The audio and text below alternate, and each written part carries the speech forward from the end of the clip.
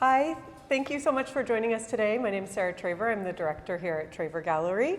And I am delighted to be here with our featured artist this month, Jef Gunn. Jef has been showing with the gallery for more than 30 years now. Yeah. Beginning back when you were living in Seattle, and Yeah. now you're in Portland and working in Portland, and still just a wonderful part of our gallery family. It's great. Yeah, and it's actually been a fair number of years since you've had a solo show in the gallery here. Definitely before COVID. Yeah. And so welcome back. Well, thank you. I'm really thrilled to be back. Yeah, it's really wonderful to have the work in the gallery and to see how it's changed over the last several years as well. It's shifted a bit. Yeah. Yeah, it Yeah, has. There's some of these pieces date from not far, a little more recently than the last show. So they're not, you can kind of see a progression. Yeah. In the work that's in this show. Yeah, and before we jump in, I'll also just mention that I think for our clients and friends, they're probably most familiar with your encaustic work that we've shown here in the gallery. Yes. But your practice has always involved plein air landscape painting as well. Yes. And so for Since the this beginning. show, we've actually brought those two kind of sometimes separate bodies of work together for this exhibition. And I personally am really excited about seeing the relationship between those bodies of work, because I do think there's a lot of interesting kind of connection points that if you're only looking at the encaustics or the more abstract work, you don't always get to your close observation of a larger environment, which I love as well. So That's perfect. Actually, in this same interim, the last, say, 20, 15 years, those two tendencies have kind of crisscrossed a little bit. The encaustics have always tended to be more abstract and more reflective, more, there are hidden symbologies in them. And whereas the landscapes tend to be more based on something I've seen, even if I didn't paint it directly. I usually start it directly and finish it in the studio. And then, so they're getting more and more abstract and more loose, and the encaustics are still pretty much symbolic of sort of a symbolic representation of how the landscape relates to our own bodies and our own spirits. Solid forms, liquid forms, air forms, basically. And that's what everything's made of, including us. We're all made of, air, water, fire, or air, water, fire, and solid. yeah. So that's kind of that's what we're doing there. The title of this exhibition is Moving Stilling. Yeah. Can you talk a little bit about how you came to that title and how it relates to the work? I came to that title because you asked for a title, and I thought, what the heck am I going to call this? And I sat down, and it took a while of scribbling and note-taking and looking at this stuff, and all of a sudden, the sense that it moves, things move in the paintings, and things are still in the paintings. So there's a stillness, while a lot of the forms have some gestural movement in them. One of the things actually that I've been contemplating the last couple of years is the rectangle.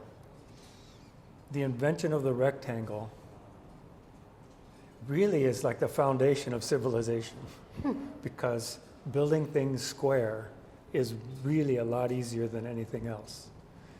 And so we have rectangular buildings, we have rectangular windows, we have rectangular garages, we have rectangular paintings. But within the rectangle, you have to do something that moves. So there's this, and the rectangle, especially the square, equilateral rectangle, is very stable. And so getting the square to move takes a lot more inventive play with the forms, with the more liquidy forms. So the organic forms, like all those forms there. Yeah. Should I just Yeah, go ahead? jump in. So yeah. this one in particular was started on a site in near Portland on Sauvie Island, and it's at a wildlife refuge. And my Friday class usually goes out to wildlife refuges or something similar. So there's this huge lake right over there to the left of this, and there's a farm right to the right. So we're looking past that into it's just this pastoral wilderness. But in a studio, I get to pare it down into small patterns and shapes, which will create some tensions. One of the things I did on this actually is I measured 5.5 inches to the top of this, 5.5 inches to the top of this, and I forget I think this is 13 1/4 or something like that, and that's the same. But you can't, but then I make it so you can't see that. Yeah. You don't get No, that you sense. don't. I mean, actually, this appears to be, receding in space, and this is kind of coming towards you in a way. And, Yeah, because that big foot brings yeah. it forward. The color that you use in these paintings is extraordinary, and it was, we do a lot of exchange back and forth about the show via email and image transfers and stuff like that, and still, and I even know your work intimately because I've lived with it for so long. Yeah. And even still, like these little details where this like violet and this little bit of like almost red fuchsia comes through there. I want the colors to tease each other and tickle each other and maybe even annoy each other. Yeah. I want that to happen in the painting. This was done on a russet kind of a ground, and that winks through a little bit as well. I also paint with lots of different things besides brushes. I paint with little chips of cardboard. I take a cardboard box and cut it up, and I use that for brushes. Or I'll use palette knives, different kinds of palette knives, or I'll use like these plastic things that auto body repairmen use to fill with a Bondo in a fixing an auto body. I use those kind of things in the painting. Or I'll do a decalcomania, which is ink something up or paint something up and then press it on the surface and pull it off. I do things like that. Yeah. Plus collage. In the encaustics, there's a lot of collage as well. So sort of by contrast to the one we just looked at, I think this is a good example of where, these tend towards more abstraction. Yeah. So, yeah, exactly. And so this is a little piece it's a print in Sumi ink on paper of a strange piece of concrete. I'm constantly looking at wear and tear and change, because everything goes through a change at some point. And so, like this floor that you have here is just fantastic for that. It's got so many layers of moments that happen. So that gives a sense of moment. So this piece of concrete had 2 scratches in it. I was fascinated, and it was irregular, somewhat irregular. And I collaged it in place. So so this piece of concrete maybe is, on a walk to the store or something, right? Like it's just something you encounter in the world. Every day I have those things. And then you take a rubbing of it, or okay. Yeah, often I'll get down. I get my knee pads on, and I'll get down on the floor, and I'll take a rubbing of it. There's a method I read about using a short horsehair brush, just barely inked. This is an old Chinese method of taking rubbings of carvings. And I read about that, and I just invented my own way to do it. This piece used to have another one right here that was blacker, and I thought it was finished, and then I decided, no, this ain't finished. So I tore that out, which means basically heating it up and scraping it off, and it's a mess. It's a complete mess. I also realized when I first made this, it had no horizon. The horizon really helps us place ourselves. And so just by putting that pink line in there, or top, inch and an eighth in there really helps. But that thing was just too dominant. I pulled it off, and I experimented with different ways to do something over here, because I wanted this to be the same size as this, but in a way that you wouldn't know. And it's the same size as this as well. So I wanted to activate those two empty spaces. And I fell on this idea to do that. And then I had to redo this a little bit. I use dry pigment either directly in the wax, or I'll use it in water, sometimes with a thickener. I've got a handful of thickeners. There's one that I love, and I can't get it anymore. It's only sold in England. I'm not sure everybody knows how encaustics are made, but can you just briefly talk about what that process is? Because it is a good idea. Very different than it's painting as we think of it. It's totally different. And I got inspired by encaustic by seeing a painting by Joe Goldberg at I think it was at Foster White years and years ago, early 80s. And it didn't occur to me to call this Joseph Goldberg. I just looked it up in a handbook of artist materials. There was something about it. It explains that it's the earliest painting method on Earth. Really? Distinct from like ink drawing, which is more like a drawing method. But so in Asia they had ink drawing. But it predates Jesus by about 1,000 years. And the group of Greeks who were living in Egypt, it's complicated, right? They were doing portraits, the Fayum portraits. You can look that up online and find all kinds of Fayum portraits. They would like at a certain point in life, you would go get your portrait done, and then that would hang in your house.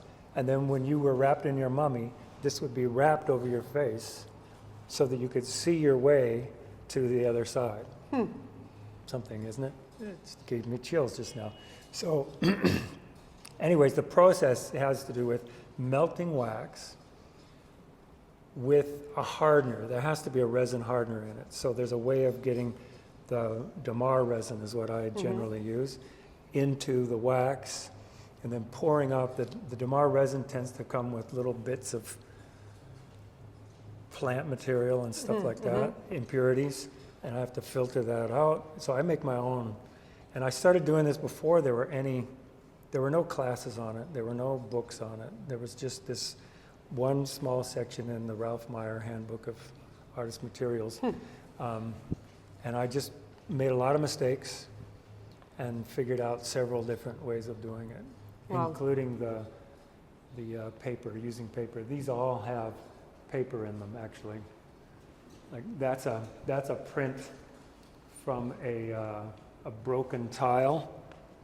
It's actually a double print because there's one print and then there's another print there. Same with this one. And this was a broad Chinese brush.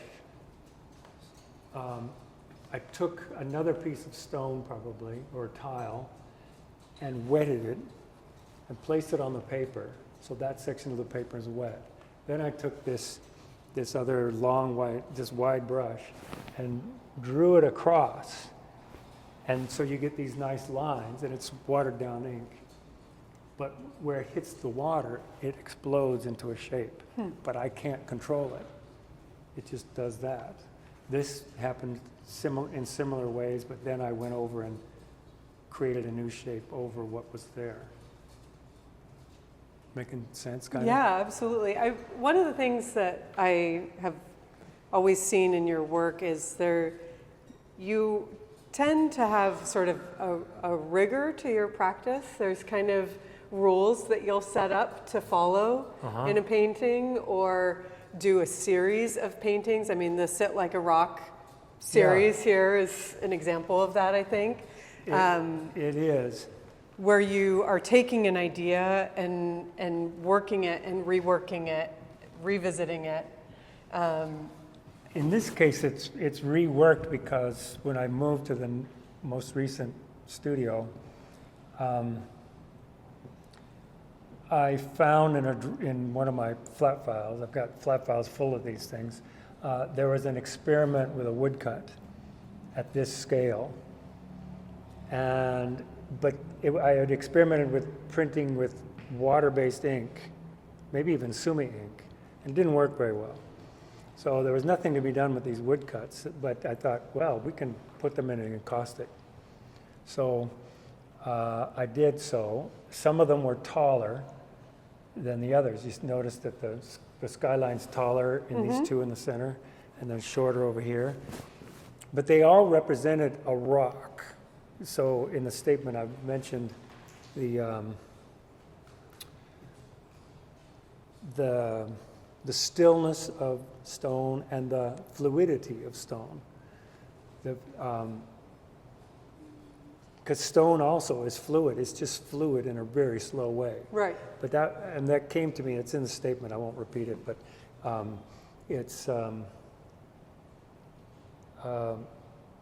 it's moving more slowly than water, which is always moving, and air, which is always moving. So this is stone. So I want some sense of movement, but I want some sense of stillness, and it does represent they're called sit like a rock, which is to say, it was a suggestion, let's say, of sit on your meditation cushion like a rock. And as a matter of fact, those triangle ones there that we just saw, those smaller ones, those are, the title of those are the most concise instructions for meditation. Body like mountain, breath like wind, mind like sky. And of course, you sit and your mind's not going to do that, and your body's not going to do that, but your body's going to twitch, and your mind's going to go here and there, and then you just remember. You don't have to control your breath, you just sit like a rock. Rocks don't think about it, they just do it. So, anyways. I love that. Yeah. Will you talk about the painting behind you here? Yeah. This is striking for its scale, and also for this electric pink circle in the middle of it. So a few years ago in Portland, we had, there were wildfires nearby, and the wind was such that it blew the wildfires down the gorge, the Columbia River Gorge, right into Portland. And so our skies for several days, maybe a week or two, were just brown and gray and crazy and wild. And one day on the way into downtown, which from my house is, going dead west, and the sun was setting behind this this brown cloud, and it was burning a hole in the cloud. It was just stunning. So I determined to make a painting, and I took an old painting that I'd done in Barcelona that was vertical. It was Theseus and the Minotaur. It was a really ridiculous painting, and I decided it's time to paint over ridiculous paintings. I turned it this way, and I just painted over this. And here's the funny story, though. I couldn't mix that color with the colors I was used to using. So I hung it once publicly, and a friend of mine who's a really great painter named Morgan Walker, he's looking at it like this, and he says, "It's not the right color." I said, "I know, what do I need?" He said, "You need magenta." So I went out and bought magenta, and the next morning, before the gallery opened up, I repainted it in the gallery. And I just recently repainted it again, just last month, because it still wasn't quite right. I needed it to burn through. I needed it hotter, and I needed the area around it cooler and a little darker. So I redid that just last month. The sky itself in this painting is extraordinary. I mean, it in and of itself can hold your interest. Yeah. Totally. It's like this, the layering of colors, the movement that happens there, that little bit of blue on the left-hand side and this wonderful little pink along the horizon line here. I mean, it's just It's a really special piece, and that sort of represents like buildings down there downtown, because it's more rectilinear, but it's in an abstract way. Yeah. Just more of a.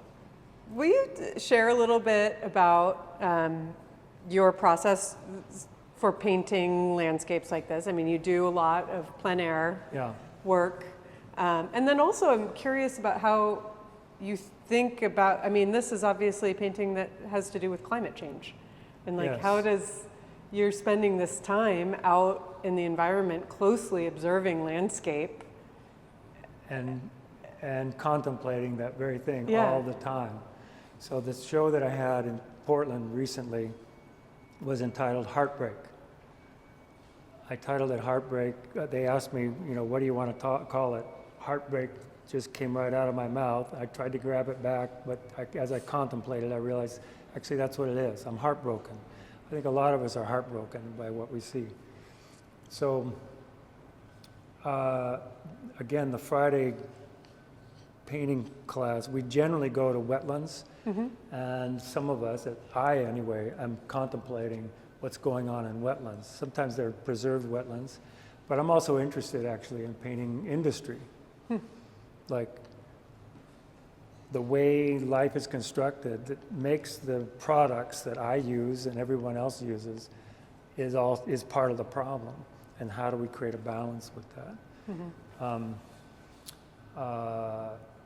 So that's, I'm spending time with that. I'm also spending time contemplating while I'm out there painting that other peoples used to live here. So I've gotten into the custom of acknowledging, whenever a painting's about a specific place, I acknowledge who used to live here. In some cases they still live there, but to some degree unseen perhaps. Amazing. Yeah. So, anyways, what do you want to look at next? This one? Let's take a look at this one here. So this one doesn't reference a specific place. It's called Other Side of the Island, and it was on top of a painting. Some of the best paintings are on top of old paintings. So this was this way, and it had a radio tower in the just almost in the center. Matter of fact, I put these two trees right in the same place. And it was looking out across, like there's another one down there, looking out across the hills above Portland, looking toward the Columbia River. But I didn't want it to do that. So I turned it over and I drew, based on a Chinese painting. I just happen to have this in my back pocket. You see that? I made a drawing based upon roughly a section of a Chinese hand scroll. And then just went to work painting in just shapes. No, I don't want to articulate anything. I just want to paint the shapes and the rhythms. And when it starts to look like it might be an island with water, or some kind of a rocky headland with water, I'll just leave it there. Just not too much. I did the same thing with that one over there, near shores and far shores. This is also painted over an old painting, and it's about 4 by 5 feet, is it? 4 by 5.5 feet. In this one, I didn't have a plan at all. I just started, I'd make a smear of paint, I'd make another smear of paint, make another smear. I just kept building. And then as it got about 3/4 done, I started to realize this was all about the Puget Sound, which I miss all the time. I just had lunch over there looking out of the Puget Sound. I miss the Puget Sound. So, near shores and far shores. You've mentioned several times the Friday group that you work with and teaching. Yeah. Do you find that the teaching influences your work, or how does that impact the way you think about painting? It forces me to be more articulate about it. it forces me to, because I have to explain why I would do such a thing. I don't want them painting like me. Like, why would you want that? I want them to paint like them, but they have to find their way to paint. But still, we talk about the structure of the painting, how you organize the rectangle, and color contrast, color harmonies, and color disharmonies. Different ways of dealing with color. What kind of contrast do you get? When I was studying painting in the 70s, my main teacher that I studied with told me once that I had a natural sense of color. And then he said, you need to study color. I didn't hear the second part, until I had to teach color. And then I had to study color. And so I studied the Bauhaus system of color. And Johannes Itten organizes color in he does a lot of different ways, but the 7 contrasts, the 7 ways in which colors contrast. And that's basically what I boil it down to that. Like, is it warm, cool? Is it dark, light? Is it saturated, desaturated? Things like that. So I'm constantly thinking of these things. This one, I thought you were looking at that one. This one started with a coffee spill in my previous studio. And that's where the coffee cup landed, and this is all the coffee. And I took a sheet of Chinese paper that's this size, and I sopped up the coffee. And then I attached that to the panel, and then I gold leaf. This is actual gold leaf. And I gold leafed that shape so that now it's a coffee accident, and now it's an interesting shape. It kind of looked like an island. This painting's gone through a lot of changes over the years, and it finally just came together in the last month or two.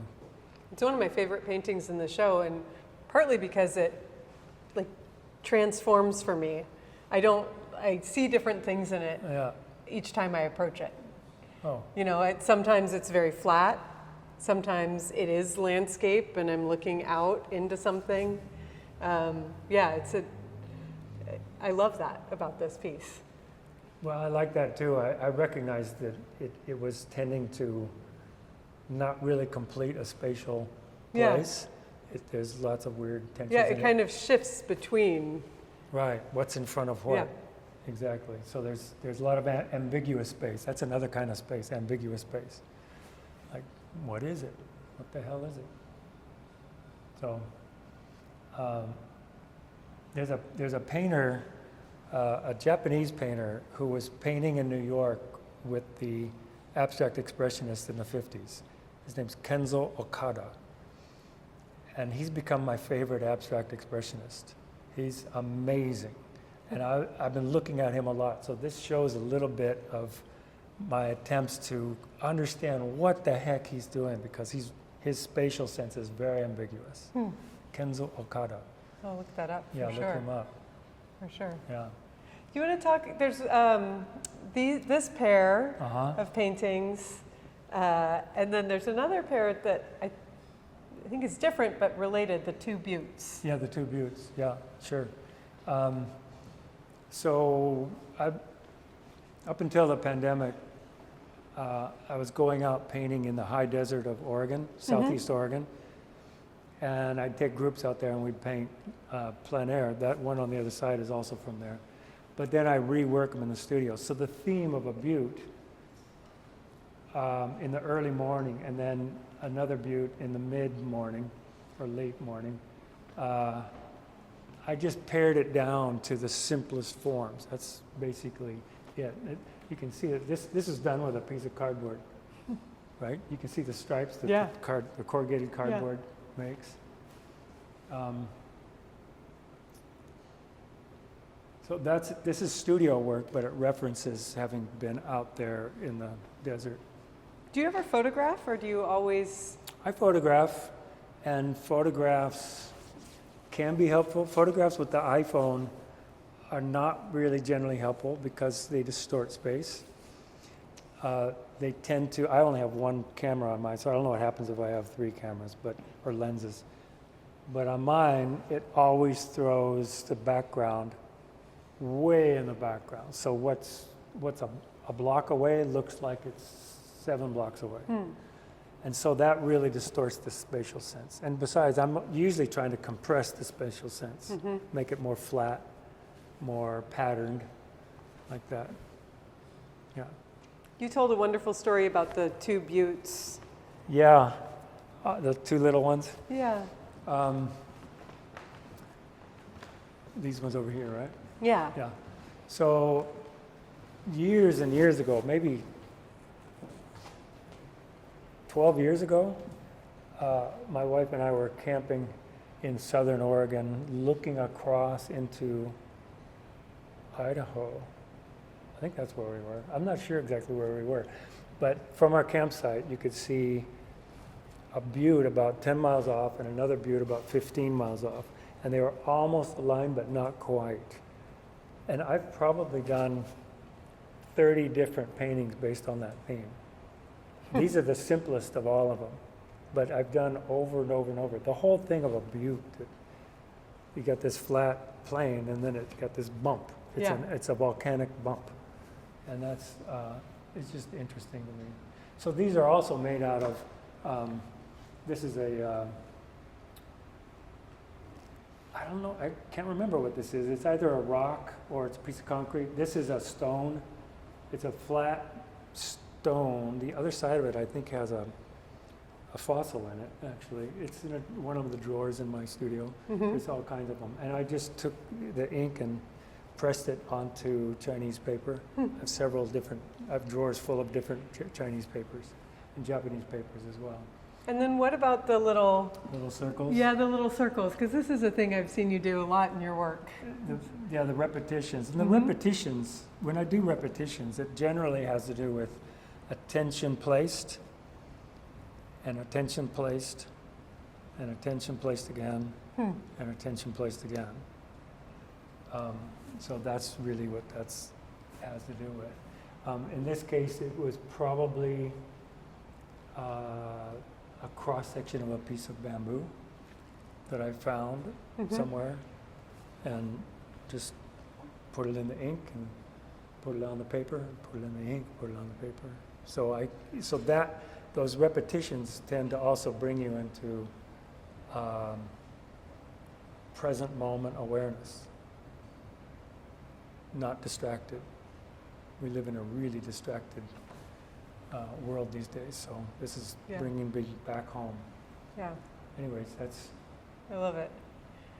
That's maybe a nice point to end on, because I think that is something that this show does really successfully, is you walk into this space and you spend time with these paintings and you can be very present with them. They do kind of hold you still for a bit and ask you to look more closely, and I love that.